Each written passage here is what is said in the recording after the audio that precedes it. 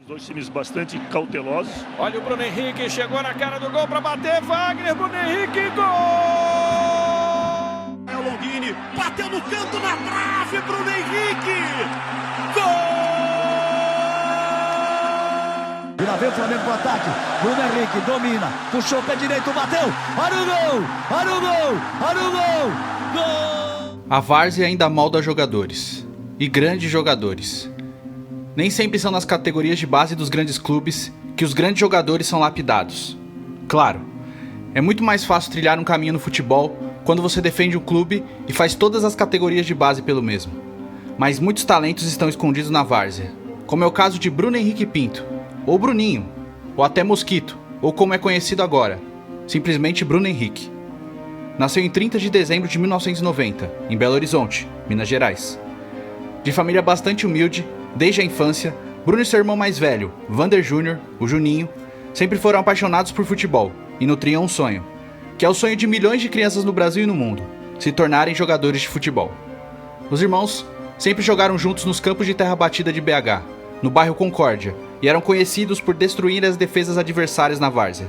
Os dois moravam literalmente em frente ao campo do Inconfidência, time amador do bairro onde viviam, e jogavam bola o tempo todo, conciliando toda a vida e atividades com o amor de jogar futebol. Nunca foi fácil. Conforme o tempo passava, as chances no futebol não vinham. Bruno e Vander foram reprovados em peneiras no Atlético Mineiro e no América. Apesar de serem uma realidade na várzea, não tinham chances no futebol de base profissional. A idade vinha chegando para ambos. Bruno, aos 20, conciliava o trabalho de office boy com o futebol de várzea.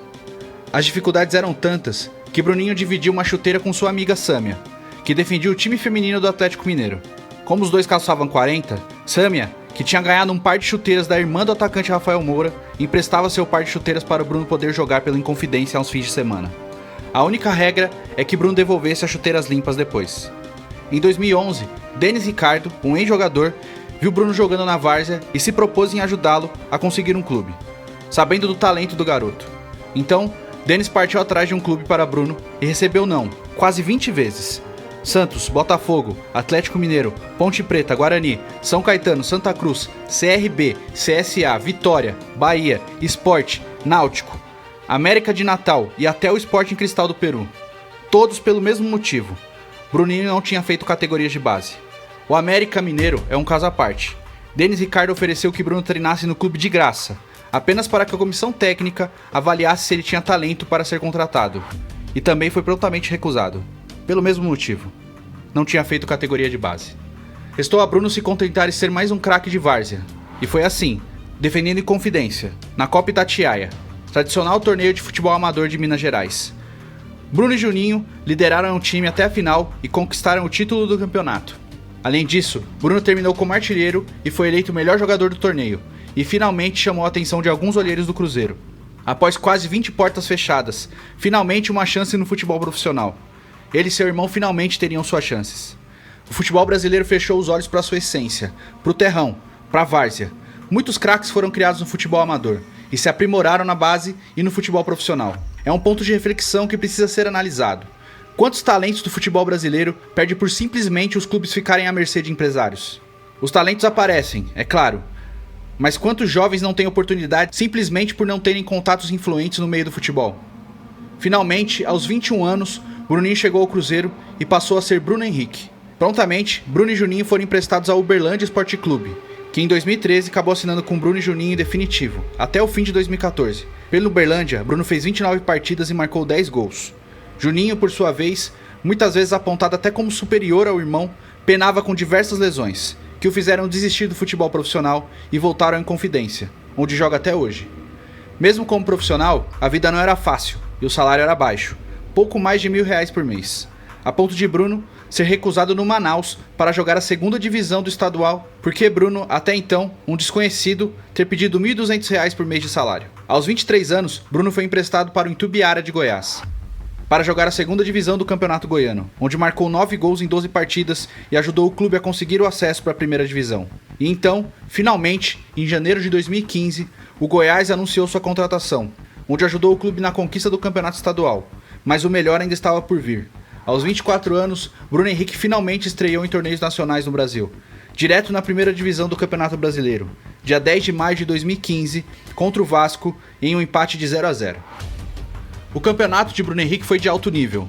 O Goiás fez uma campanha ruim no geral, que culminou no rebaixamento do time, mas Bruno conseguiu se destacar muito na Série A, principalmente nas vitórias contra o Palmeiras, uma delas em pleno Allianz Parque e na goleada de 4-1 em cima do Santos no Serra Dourada.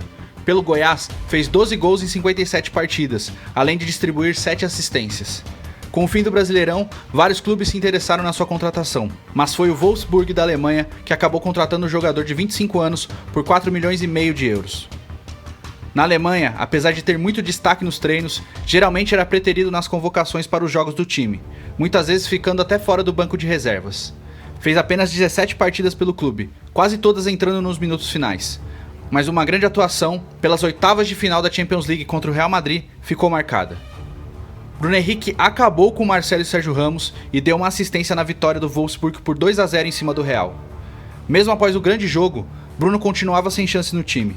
Raramente era chamado para os jogos e às vezes nem no banco ficava. Então, em janeiro de 2017, o Santos foi atrás de Bruno Henrique e anunciou sua contratação por 4 milhões de euros. Inicialmente na reserva do time, fez uma grande partida no Campeonato Paulista contra o São Bernardo, marcando 3 gols, mesmo com o Santos jogando apenas com reservas naquele momento.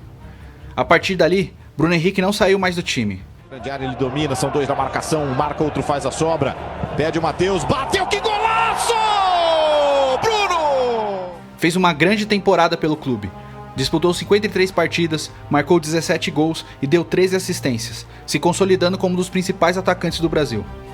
Mas em 2018, logo na estreia da temporada, após um lance bobo, Bruno levou uma bolada no olho e teve uma grave lesão, que o deixou fora de campo vários meses. O que acarretou em outras pequenas contusões, que estragaram de vez sua temporada. Não conseguia ser o mesmo Bruno Henrique de 2017. Foram 34 jogos no total, com apenas 2 gols e 3 assistências, e terminando o ano em baixa.